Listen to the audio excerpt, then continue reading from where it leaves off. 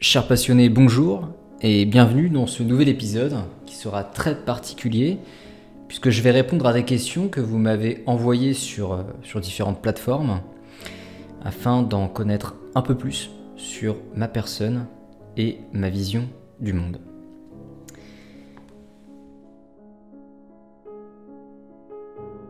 Alors comment je pourrais me décrire? Il s'agit là d'une question très intéressante puisque doit-on se présenter selon notre statut civil, professionnel ou selon d'autres paramètres? Pour commencer, je dirais que je travaille actuellement dans la maintenance et les innovations techniques dans le secteur industriel. Et en dehors de mon emploi, je consacre mon temps à l'étude des sciences dites naturelles et à la philosophie. Des études que je vous partage d'ailleurs sur Internet. Mes domaines de recherche concernent l'herpétologie, autrement dit l'étude des reptiles et des amphibiens, et la paléanthropologie, qui est l'étude de l'évolution humaine. En d'autres termes, cela concerne les étapes par lesquelles l'espèce humaine est passée pour atteindre cette place de prestige, pour ainsi dire.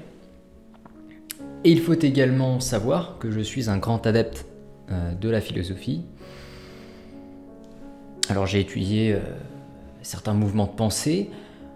En revanche, je n'ai pas de préférence particulière entre deux philosophes, quels qu'ils soient. Disons que je suis simplement quelqu'un de curieux et ouvert à tout type de voie philosophique. Parce que vous savez, je pense qu'il est important d'être ouvert d'esprit, de s'intéresser et de s'interroger sur le monde qui nous entoure, de déconstruire certaines pensées et mécanismes de vie pour constamment redessiner notre société, mais aussi de conserver des valeurs et principes avec lesquels nous sommes toujours en adéquation, et ce dans le but de tendre vers un avenir meilleur. Pour résumer ma pensée, je pense que nous construisons en permanence notre avenir et notre société, en nous inspirant de notre passé, tout en modifiant et en éliminant les pratiques qui, aujourd'hui, nous semblent inacceptables. Ces évolutions sont souvent le fruit du travail de penseurs et de chercheurs qui ont su remettre ces pratiques en question. Ainsi, il me paraît, essentiel de continuer à interroger nos actions actuelles pour garantir un avenir harmonieux, non seulement pour nous et nos descendants, mais aussi pour les autres espèces animales et végétales avec lesquelles nous partageons cette planète, soit le berceau de la vie. Enfin, pour répondre de manière un peu plus concise, je dirais que je me définis comme étant un naturaliste et philosophe indépendant, engagé, comme tant d'autres d'ailleurs, dans l'éveil de la société.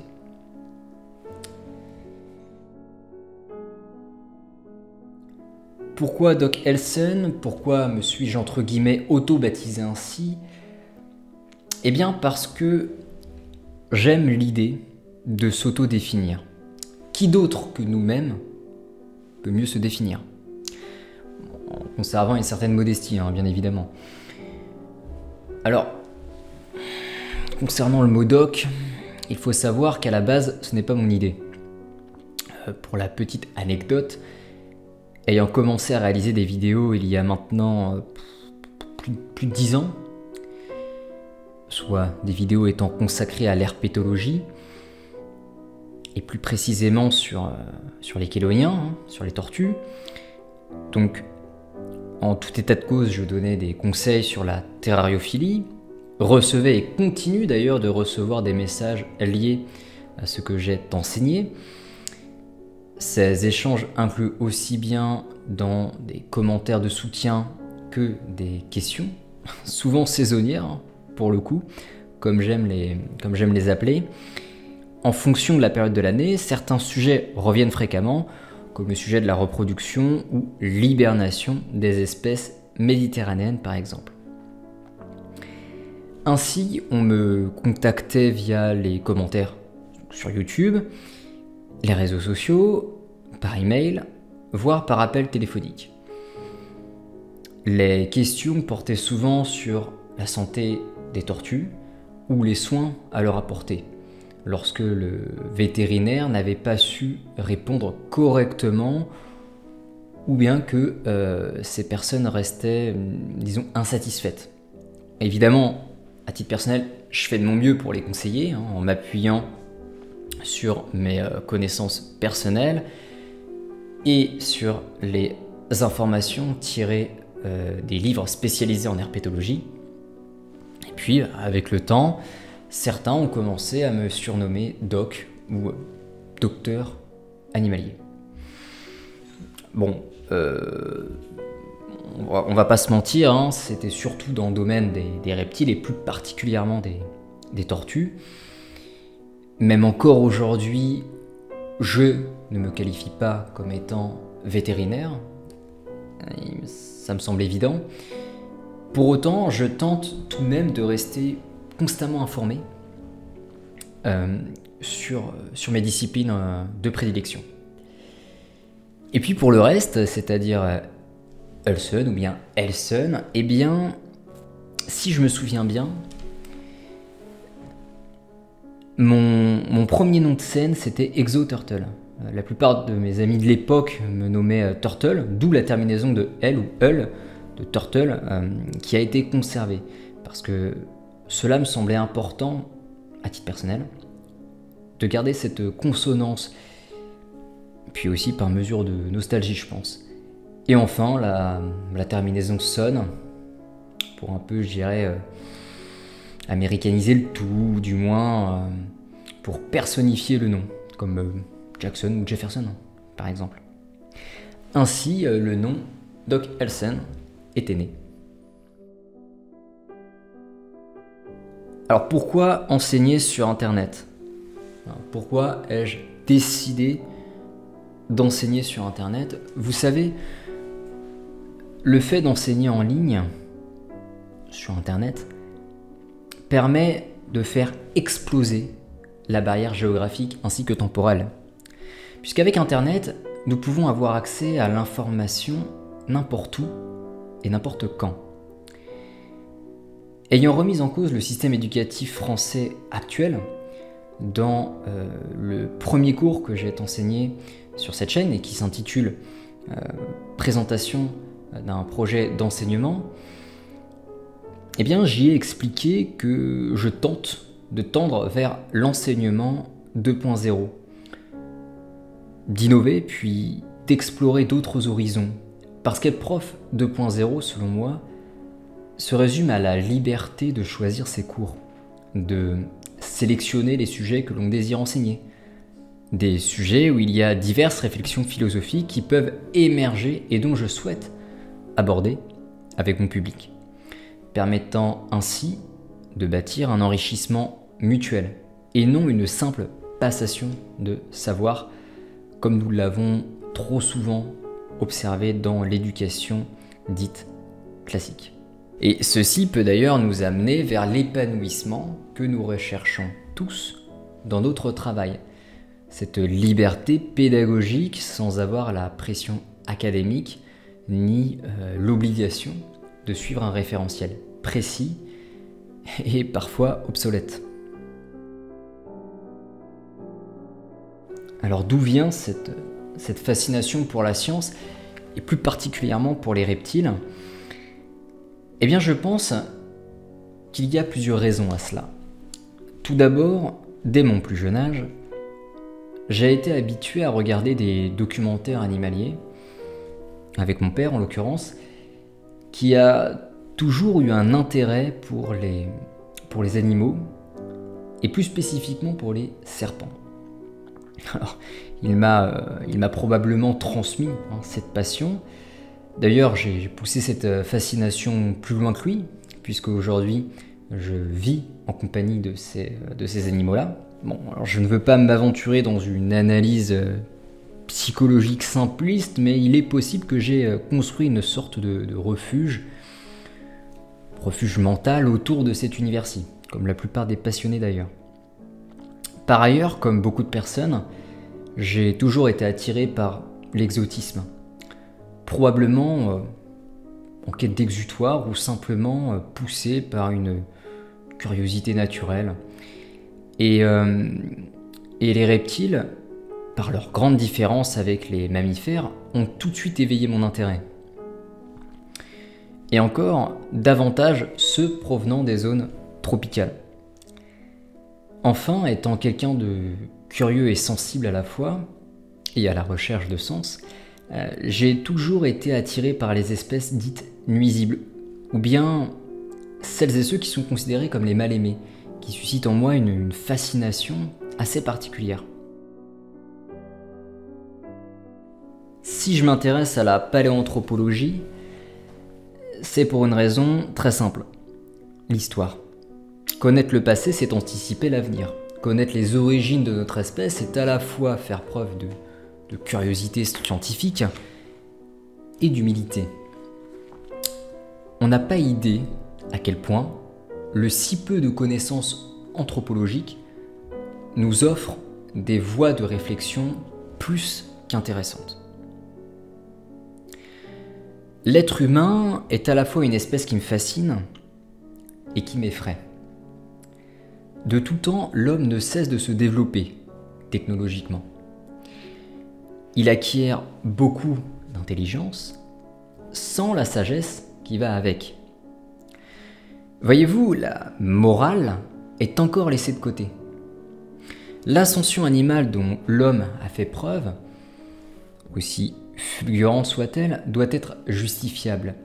Nous devons aujourd'hui donner un sens moral à notre évolution et changer par la même occasion certaines idées qui, à ce jour, paraissent dépassées. Comme j'aime le rappeler, l'idée c'est d'articuler la nature et la culture. En d'autres termes, il serait bon de combiner ascension animale et préservation environnementale. Qu'est-ce que la philosophie selon vous? Ça, c'est une question intéressante. Eh bien, en ce qui me concerne, je considère la philosophie comme étant un univers qui permet de s'exprimer à travers une morale. Notre morale, en l'occurrence. Une morale généralement en lien avec l'éthique, ainsi qu'une justice dans laquelle nous allons inclure une quantité d'êtres dans d'autres sphères de considération morale. Que ce soit des êtres vivants ou bien des existences matérielles, et là, j'en rejoins à la notion du respect. Souvent, nous allons utiliser la science comme un moyen de penser, de raisonner, de réfléchir. Or, la science ne pense pas. Par contre, elle aide à penser. Elle est là pour énoncer des faits, un bilan. Et la philosophie nous permet d'en tirer des conclusions.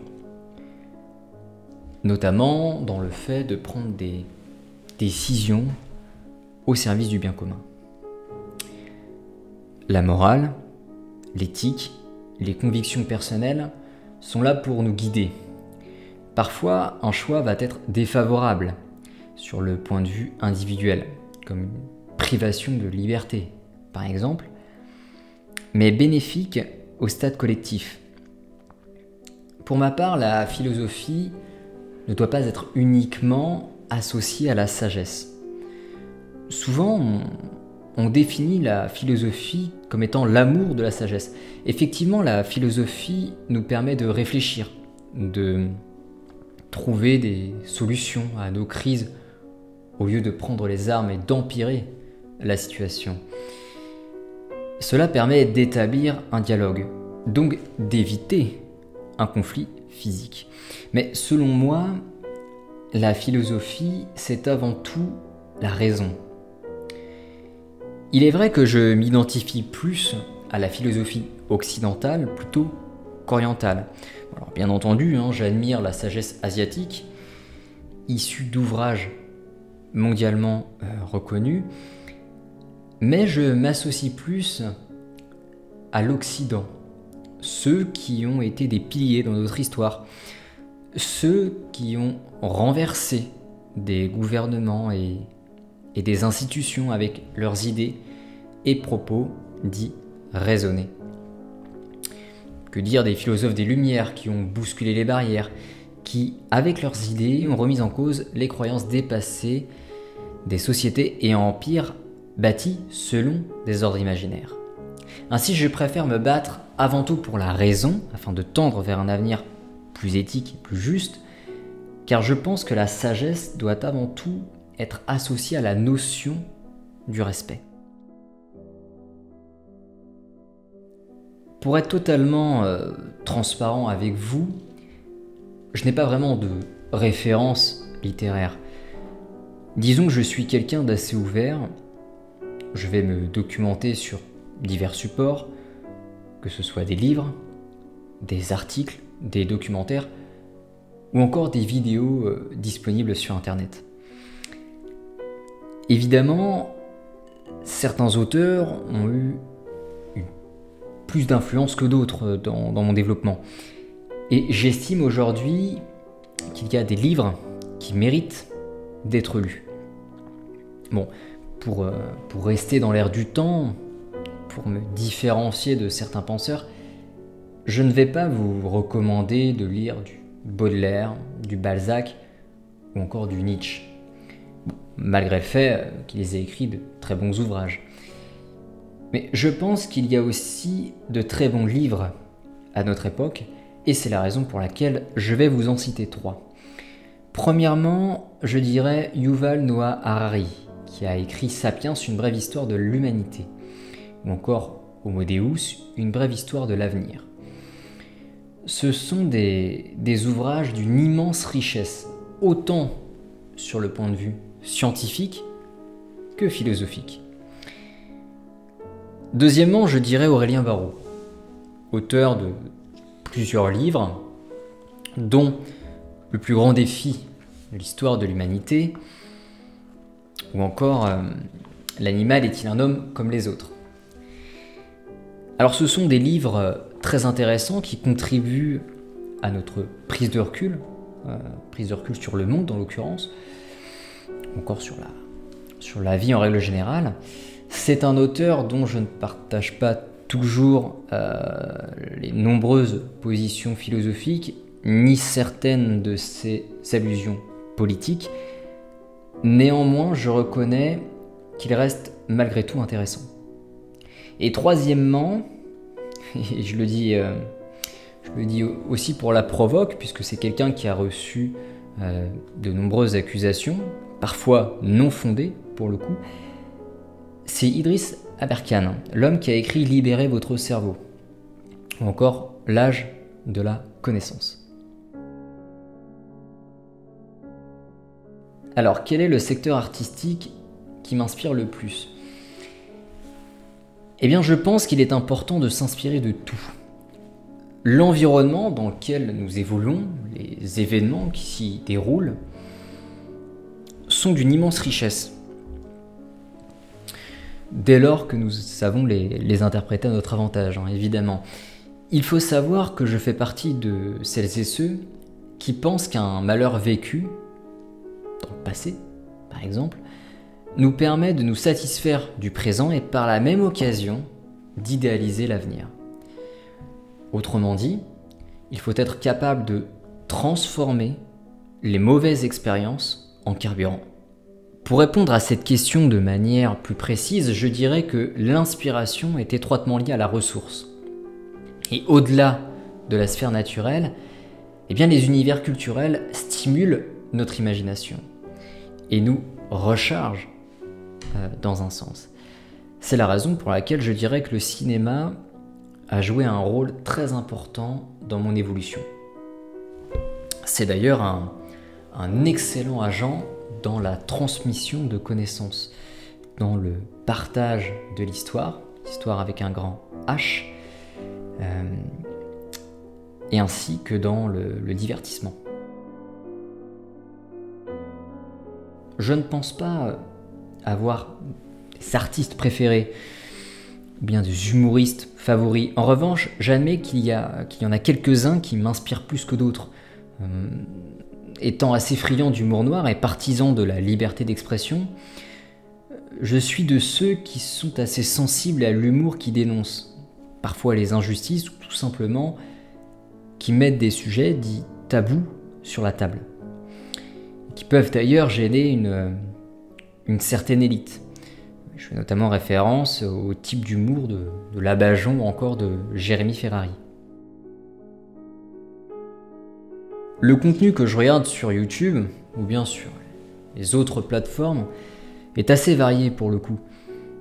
J'avoue aimer passer du temps à regarder des vidéos à caractère instructif et éducatif, en particulier sur des sujets liés à la science et à la philosophie. J'apprécie également suivre des interventions politiques, car la vie politique m'intéresse beaucoup, surtout ces dernières années. D'ailleurs, je suis convaincu que la science, la philosophie et la politique sont profondément interconnectés. Et c'est la raison pour laquelle je tente de développer mes connaissances dans ces trois grandes disciplines afin de vous partager des réflexions de qualité. Ou du moins, je fais tout pour. Quels sont les projets qui me prennent le plus de temps? Question pertinente, je dois dire. Bon, déjà, il y a eu les cours auxquels j'ai quand même consacré pas mal de temps. Et sinon, je dirais mes reportages dits perception.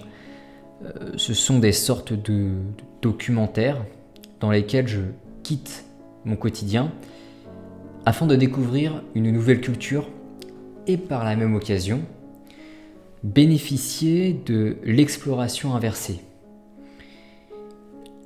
Je dois dire que c'est une pratique qui me permet à la fois de prendre du recul sur mon environnement familier en l'occurrence, et de mieux interpréter le monde dans lequel j'évolue en tant qu'espèce.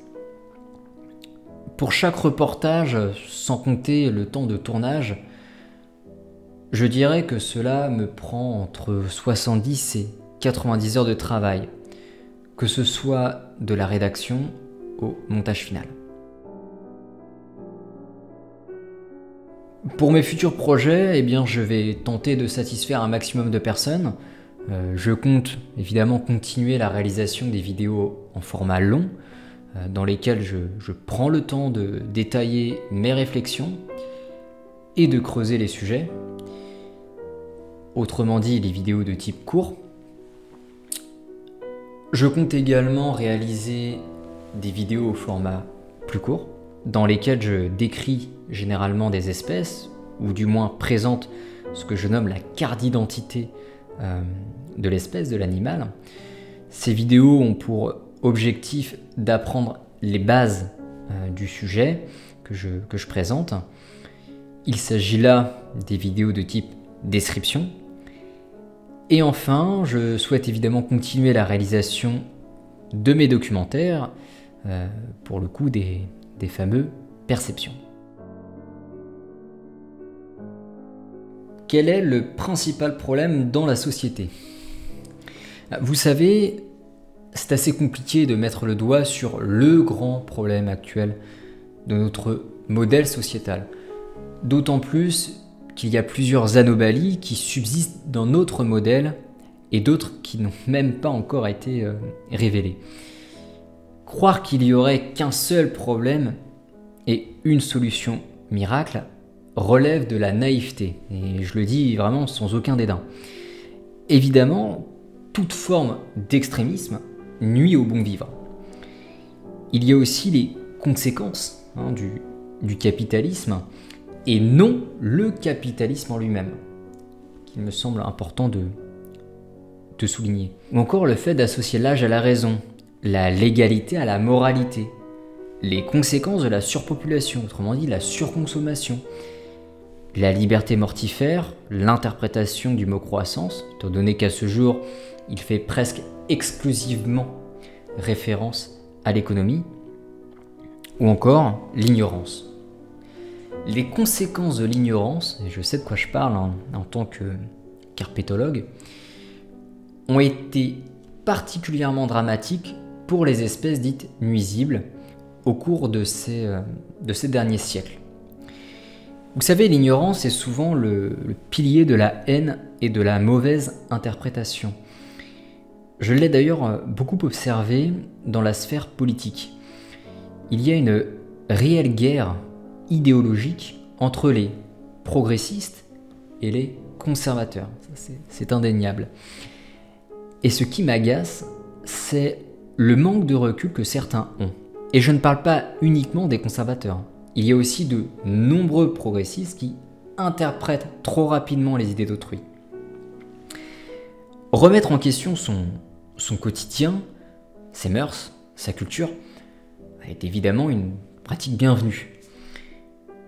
Pour autant, bafouer sa culture, renier toutes ses valeurs et inverser la tendance idéologique relève de la bêtise. Puisqu'avant de déconstruire, il est important de comprendre comment c'est construit et pourquoi c'est construit. Et afin de faire un choix raisonné, l'idée n'est pas de tout jeter, mais plutôt d'améliorer ce qui doit l'être et de conserver les idées avec lesquelles nous sommes toujours en adéquation. Mais ça, il me semble l'avoir déjà dit.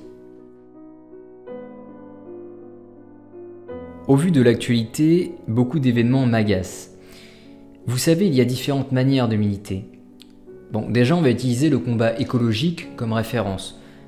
Non seulement parce que c'est dans l'air du temps, mais aussi parce que ça concerne plus mon domaine.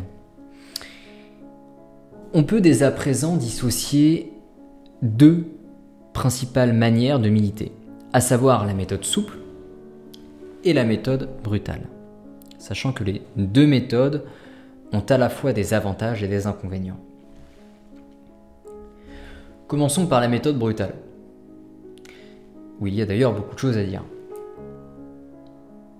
Notamment dans le fait qu'elle a souvent été observée durant notre histoire. Alors la méthode brutale n'est pas vraiment une méthode sage, pour ainsi dire. Elle est même rarement en adéquation avec nos valeurs et nos principes. Évidemment, elle est très efficace, mais elle est généralement d'une extrême violence. Ce qui est intéressant de mentionner, ou du moins de rajouter, c'est qu'il y a une construction culturelle de la violence. À ce jour, dans notre société, si certains individus empêchent une personne de travailler, voire saccagent un lieu professionnel, en l'occurrence le lieu professionnel de cette même personne, par exemple, eh bien ils seront considérés comme violents, voire criminels. En revanche, un individu allant à son lieu professionnel, travaillant dans une usine très polluante, ou bien dans produits phytosanitaires assez toxiques, eh bien il sera considéré comme un citoyen responsable. Ce qui signifie une chose, c'est que le modèle politique actuel, bien entendu tourné vers la finance, endosse plus facilement la carte de la légalité que celle de la moralité.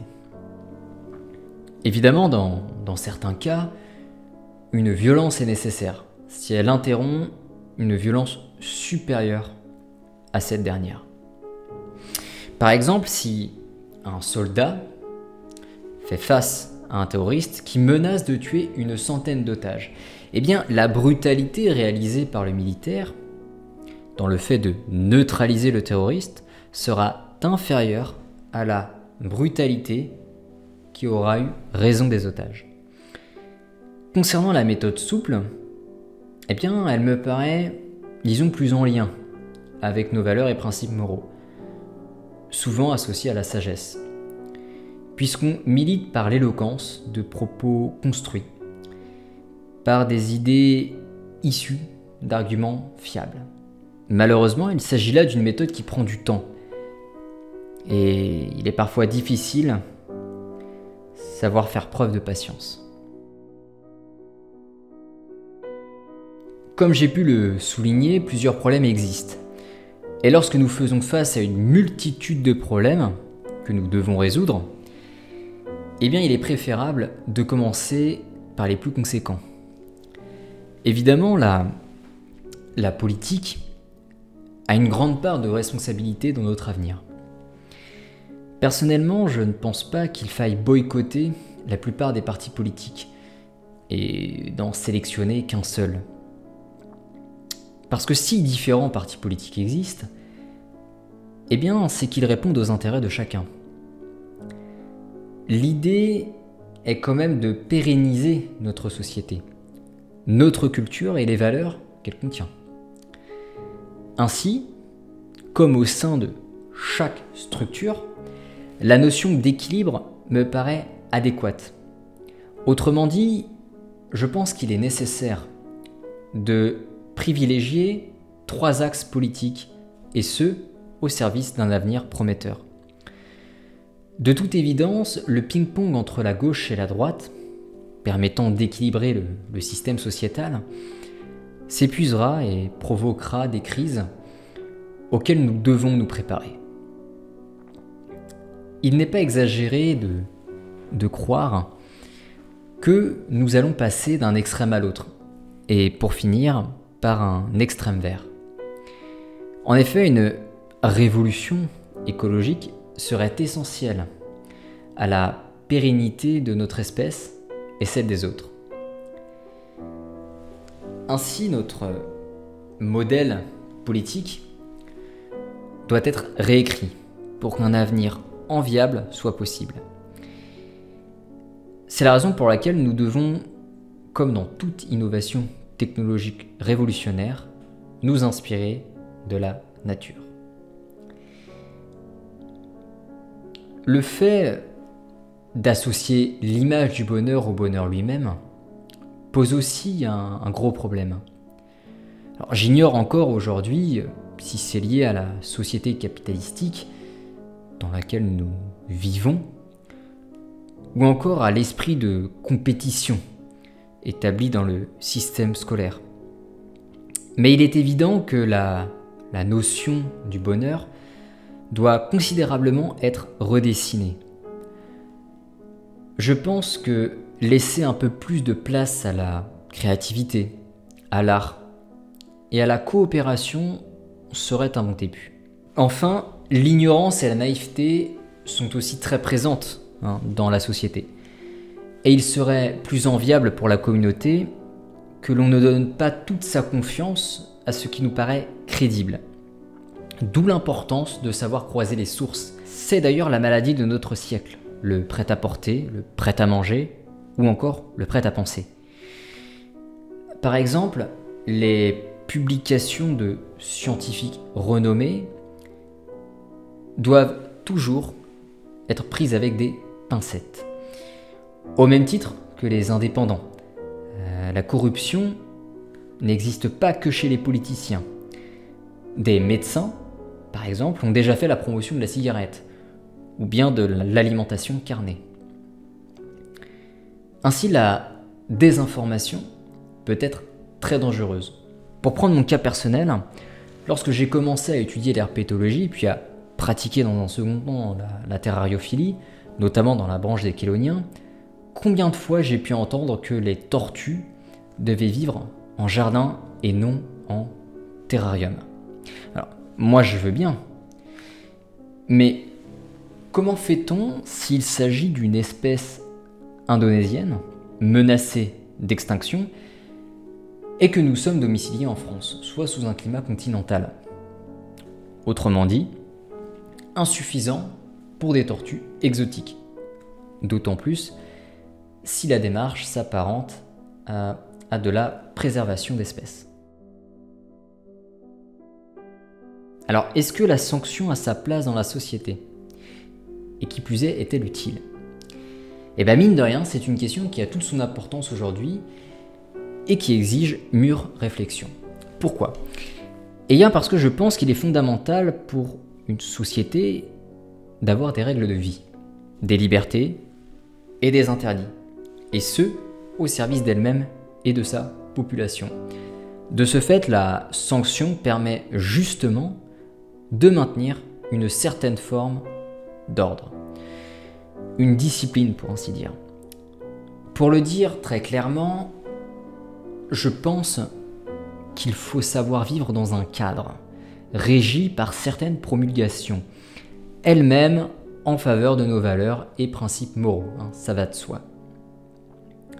Quand bien même l'initiative individuelle au service du vivre ensemble, ou devrais-je dire,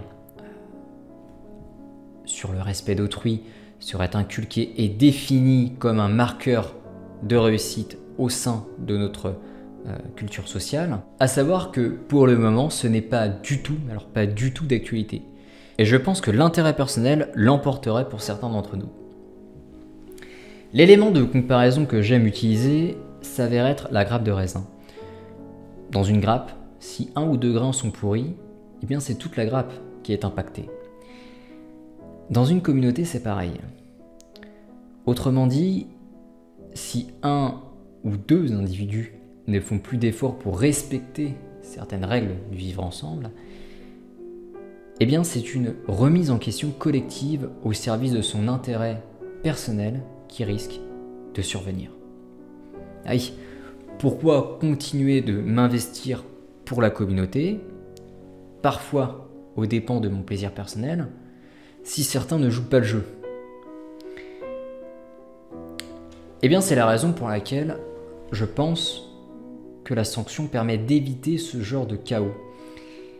S'il n'y a pas de cadre, ça risque de devenir l'anarchie. Or, le fait de vivre dans une société régie par des lois, eh bien c'est justement pour vivre aux antipodes de la jungle. En d'autres termes, de pouvoir vivre dans une structure où il y a du confort, de la sécurité et du respect. Sans la sanction, la tentation de rompre une règle de vie commune peut altérer considérablement notre communauté.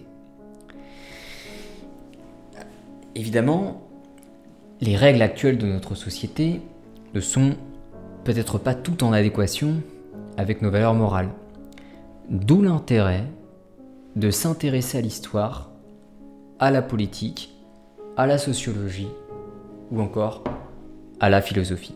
D'ailleurs, je souhaiterais rajouter que la moralité, le bien et le mal sont des notions totalement subjectives. En fait, elles évoluent constamment selon nos réflexions et interprétations. C'est la raison pour laquelle il est impératif de redessiner constamment notre modèle sociétal afin d'éviter que notre communauté court à sa perte. Est-ce que l'élevage intensif a de l'avenir? En d'autres termes, doit-on pérenniser notre modèle industriel en matière d'élevage?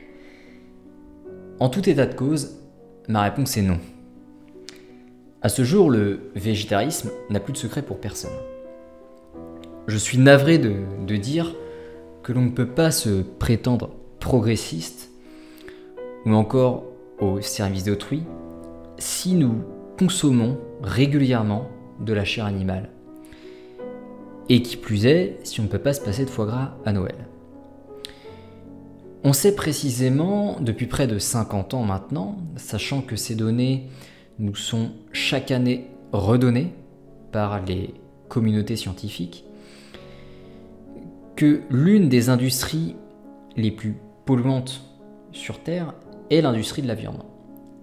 Sachant qu'à titre informatif, cette industrie pollue plus que tout moyen de transport réuni.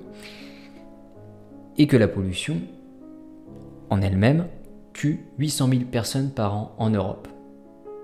D'une part, nous avons 47 pays du monde qui sont en stress hydrique.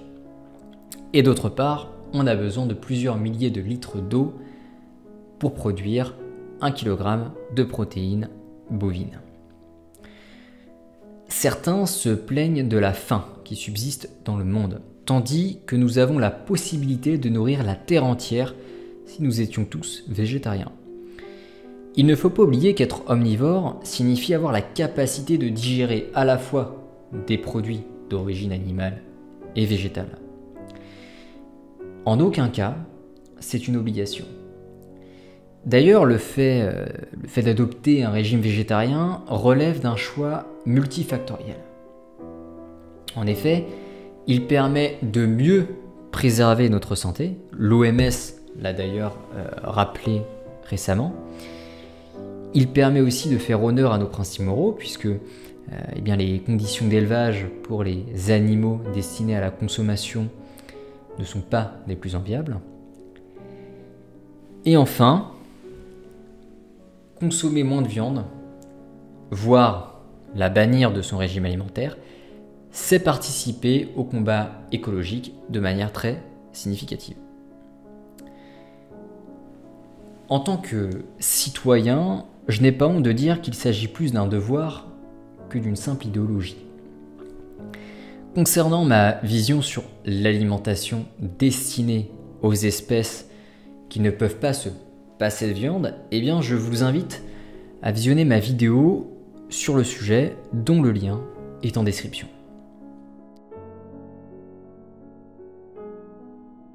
Alors, je suis plutôt content que l'on me pose cette question, puisque j'ai réalisé un cours à ce sujet qui se nomme le programme R21, programme comme un programme politique, R comme Renaissance, faisant ainsi référence aux philosophes des Lumières, autrement dit à celles et ceux qui invitent la raison dans leur jugement, et 21 comme le 21e siècle, puisque si l'on ne change pas notre voie politique, nous allons, selon les spécialistes, droit dans le mur.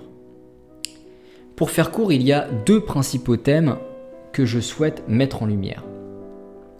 Le premier concerne le système isostatique. Il s'agit d'une notion que j'ai également partagée en détail dans une prise de parole. Encore une fois, je vous mets le lien en description. Et le second concerne l'humanisme évolutionniste. Alors, inspiré par la philosophie de l'évolution, il s'agit d'un mouvement international émergent depuis les années 70, qui propose un humanisme évolutionniste qui s'inscrit dans la continuité de la tradition naturaliste des philosophes grecs antiques. En fait, l'écologie humaniste, c'est assez simple, invite à approfondir la compréhension de la place et du destin de l'humanité dans son environnement. Elle situe la destinée humaine dans une perspective universelle, où de nombreux mystères restent encore à explorer. Et ce, encourageant chaque individu à assumer sa responsabilité face à sa propre conscience. Alors, cette approche peut également être vue comme une aspiration à une responsabilisation éthique de l'humanité. Elle vise à promouvoir une amélioration continue et un épanouissement qui plus est collectif, et ce en harmonie avec un environnement en constante évolution, profitant à la fois aux individus et à l'ensemble des espèces. Et ce, dans une dynamique de symbiose locale et globale. La technologie est-elle un problème? Alors là aussi, une question qui fait souvent surface lorsque l'on se questionne sur l'avenir de notre civilisation. Alors pour être familiarisé avec ce milieu, suite à mon emploi, je me suis rendu compte que le réel problème n'était pas tant la technologie en elle-même, mais plutôt l'utilisation que l'on en fait. De toute évidence, l'être humain s'est développé de manière extraordinaire. Son ascension animale est sans aucun doute sans précédent. Pour autant, il a accru son intelligence ainsi que son pouvoir, on peut le dire, sans la sagesse qui va avec. Comme on l'a souvent entendu, l'homme intelligent sait résoudre un problème qu'un homme sage a su éviter. Pour ma part, je pense que la technologie, comme toute chose, doit être équilibrée. Nous devons nous questionner sur la manière dont nous devons utiliser telle ou telle technologie. Par exemple, le téléphone portable est une incroyable invention, puisque ce dernier nous permet de contacter un semblable à l'autre bout du monde, de photographier son environnement, de le filmer, de calculer, de nous éclairer, d'avoir le savoir à portée de main, voire de gérer une entreprise. Pour autant, une mauvaise utilisation de cet outil peut entraîner des conséquences socio-culturelles catastrophiques. Vous savez, je n'ai pas véritablement de conseils à donner à qui que ce soit, si ce n'est que des attitudes à adopter dans la vie quotidienne. La prise de recul, la remise en question, la curiosité, et puis être juste, ça me semble déjà un bon début. Vous savez, Emmanuel Kant, philosophe allemand, disait « Agis toujours de telle sorte que la maxime de ton action puisse être érigée en règle universelle. » Eh bien, pour être tout à fait honnête, il s'agit là de ma ligne philosophique. Prendre du recul sur son environnement est nécessaire afin de pouvoir s'émanciper intellectuellement et mieux comprendre le monde dans lequel nous vivons. La remise en cause est aussi fondamentale, puisqu'elle permet à la fois de se remettre en question, soit de mûrir constamment, mais aussi de mettre le doigt sur certains codes sociétaux que l'on estime inadaptés à l'ère du temps. Attention, et j'insiste bien là-dessus, remettre en question son environnement, sa culture, sa politique, ne se résume pas simplement à déconstruire tout et rien. Parfois, décider de conserver une norme sociale après l'avoir analysée par cette remise en question s'avère être bien plus sage. La curiosité est évidemment bienvenue, puisque c'est elle qui nous permet d'entrevoir d'autres philosophies de vie, de nous enrichir intellectuellement, puis de mieux comprendre les divergences d'opinion entre les cultures. Elle permet d'ailleurs d'être plus ouvert et plus diplomate lors d'un conflit. Et enfin, la justice. Je fais exprès d'en parler puisqu'il y a beaucoup de mépris sur le sujet, autant chez les individualistes que chez les communautaristes. Parfois, dans notre sphère politique, le terme justice sociale est mis en avant. Or, selon moi, c'est plutôt l'égalité sociale qui est prônée, dans le sens où certaines lois qui prônent une égalité laissent place à une injustice profonde. Et c'est ce qui explique aujourd'hui le conflit existentiel entre la gauche et la droite.